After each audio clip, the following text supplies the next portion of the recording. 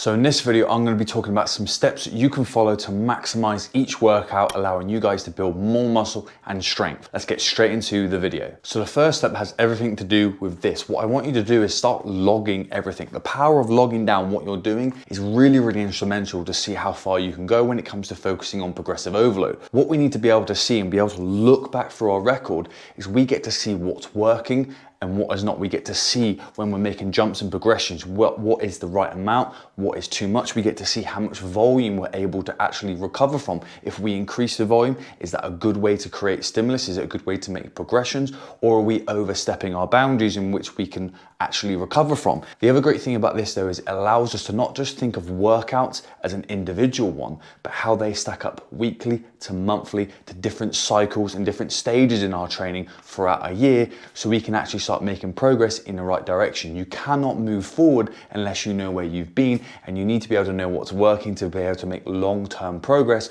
which I'm sure all of you are after if you're looking to get the biggest and the strongest version of yourself. So step 2 is I want you to start focusing on specific warm-ups. If you want to do a normal generalized warm-up, which people recommend, especially if you're in a cold environment, it gets your heart rate up, gets blood flowing, gets synovial fluid running in joints. If you want to go for a run, you want to do a little bit of rowing, a bit of jumping jacks, some bodyweight work just to get yourself warm, then that's fine. But if you really want to perform to a high intensity and actually start performing better, which is going to allow you to build more muscle and it's going to allow you to get stronger, you need to start doing specific warm-ups. An example I'm going to give you is, let's say you're doing weighted pull-ups. Instead of just jumping straight up onto the bar and start doing pull-ups or going straight to that goal weight, where if you were to do something like that, it's going to feel heavy. It's going to feel more difficult than what it actually is. But if you do a specific warm-up for that, you will perform better. The weight that you actually are using in many cases might feel lighter. So what you want to do is you could jump up on the bar, maybe do some bar hangs, do some scapular pulls, so maybe doing some inverted rows, to start doing multiple sets of just body weight ones.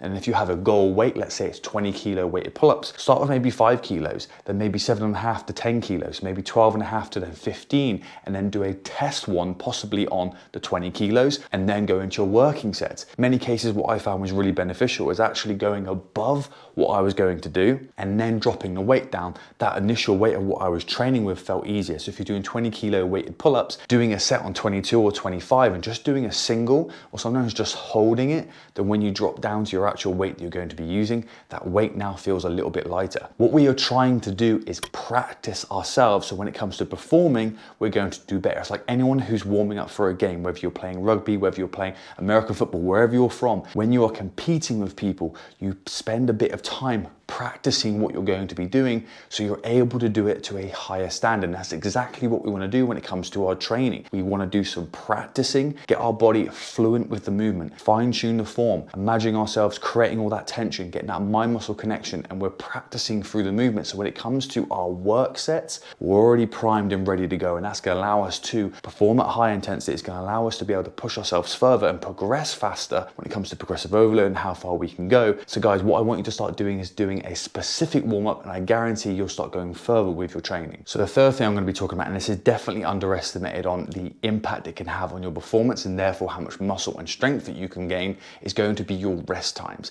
People completely underestimate how important your rest times are, and actually being consistent with them is going to be. Let's say for instance you're doing strength training, let's say you're doing weighted calisthenics, or you're just testing yourself, maybe doing a 5x5, you're doing a squat, you're doing a deadlift, whatever you're doing. If you do not get enough rest, your performance is going to drop. If you're doing say a 5x5, you tend to have 3 to 5 minutes rest. This isn't a generic number that people just chuck out to you. The reason why they say 3 to 5 minutes is the energy system you're using, the creatine phosphate energy system that is being used to perform this to this intensity, takes this long to recover. If you can imagine that your energy system, or what you're doing to exert yourself, doing these weighted pull-ups, whatever it is like a battery. You do your set, you push yourself, you discharge this battery, okay? It takes a certain amount of time for it to resynthesize, 3 to 5 minutes, okay? Depending on how hard you push yourself. You can imagine if it takes that long, that if you were to do that set again, that same intensity, that same weight, that same challenge, and you were to do it in 2 minutes, you can imagine that that battery is not going to be able to be fully resynthesized. And therefore the amount of energy you have to be able to do that is going to be less, which is going to impact your performance. The weight that you've just lifted is going to feel heavier than the set before, or maybe to get the same amount of reps that you did previously, it's taken a lot more out of you. And as you can see, this could then impact the amount amount of volume or how much sets you do in your workout, which could impact your ability to build muscle, or it could impact on how high you can raise the intensity or add weight to be able to push further to really test your strength. So you want to make sure that you're having the right rest time in between sets. The other thing that's going to be really, really important is whatever rest period that you decide to go for is that you stay consistent with it. Let's say you pick 3 minutes and you put a timer on that between every single set, you have 3 minutes. You need to stick to that 3 minutes. If you go under, you know your performance is going to be impacted. But if you go above, there's a chance that you could perform that little bit better because you're giving yourself that little bit more time to be able to go into it. And the problem with that is if you consistently don't stick to that time and you're loose with it, you don't set a timer. 1 minute you might have 4 minute rest, another time 5, maybe you're playing around with your phone and you forget and you have 6 minutes, then you start performing better than you did down here because you've had more rest than the 3 minutes. You will then have a look at your program when you look back at it and you think, oh, okay, I was able to actually increase these number of reps. So obviously I'm ready to now progress. And if you go back and then upgrade and you go back to actually maybe having 3 or 4 minutes again, you start thinking that this weight's a lot heavier than what it is. And what it is you've actually moved up a progression that maybe you were not ready for, where you set the parameter to yourself of only having 3 minutes rest,